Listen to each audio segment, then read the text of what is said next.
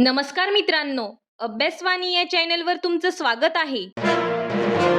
अभ्यासवाणी रोज अभ्यास रोज प्रगती. मागच्या लेक्चरमध्ये आपण लोकसभेचे अध्यक्ष आणि उपाध्यक्ष यांच्याबद्दल सविस्तर समजून घेतले. लोकसभेचे कामकाज कोण चालवते, त्यांची निवड कशी होते आणि त्यांचे अधिकार काय असतात हे आपण पाहिले. आता आजच्या लेक्चरमध्ये आपण संसदेमधील दुसऱ्या महत्त्वाच्या सभागृहाकडे वळणार आहोत, म्हणजे राज्यसभा. आणि राज्यसभेच्या कामकाजाचे संचालन करणारे दोन महत्त्वाचे पदाधिकारी समजून घेणार आहोत. राज्यसभेचे सभापती आणि उपसभापती, त्यांची निवड प्रक्रिया, अधिकार, भूमिका आणि परीक्षा दृष्टीने महत्त्वाचे मुद्दे आपण सोप्या भाषेत समजून घेणार आहोत.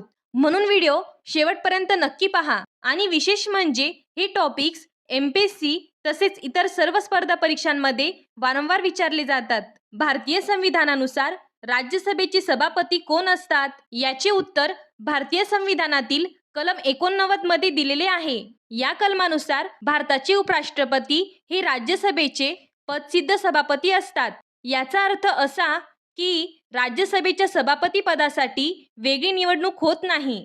जो व्यक्ती भारताचा उपराष्ट्रपती बनतो तो आपोआपच राज्यसभेचा सभापती होतो.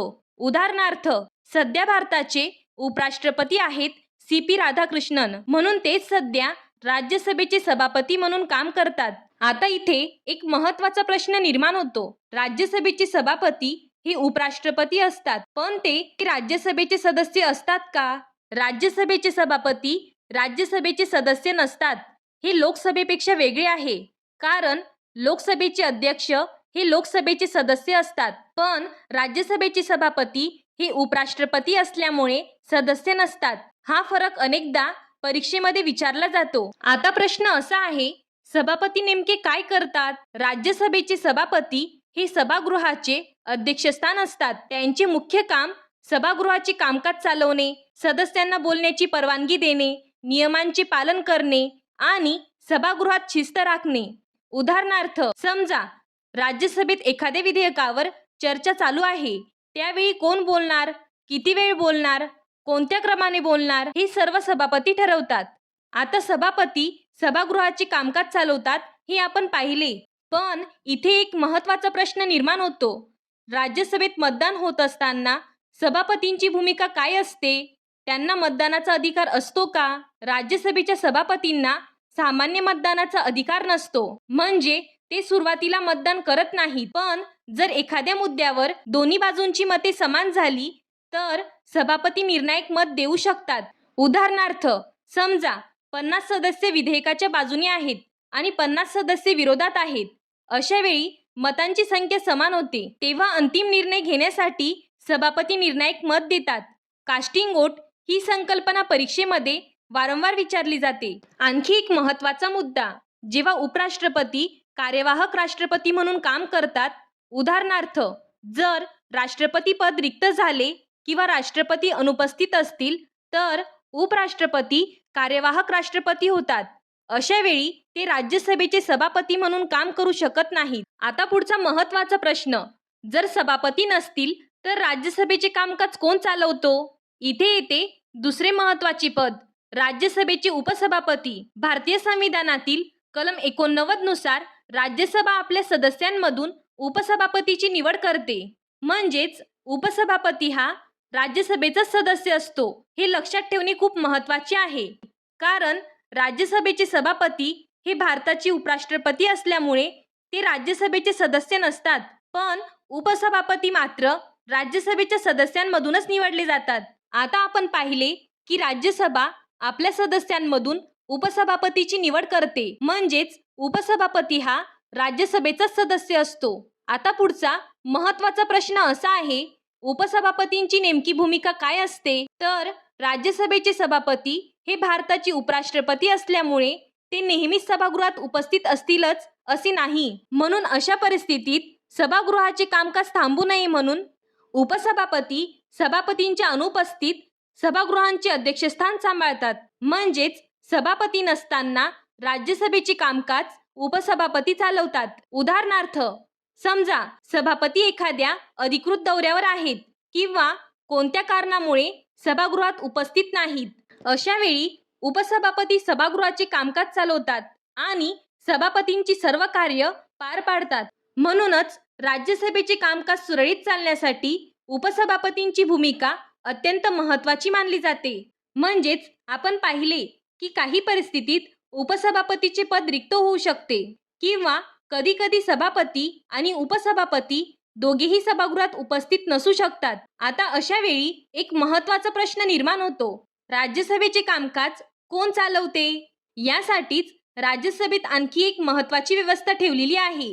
ती म्हणजे पॅनल ऑफ व्हाईस चेअरमन. राज्यसभेचे सभापती राज्यसभेतील काही सदस्यांची निवड करून व्हाईस चेअरमनचा एक पॅनल तयार करतात. सामान्यतः या पॅनेलमध्ये सुमारे 10 सदस्य असतात.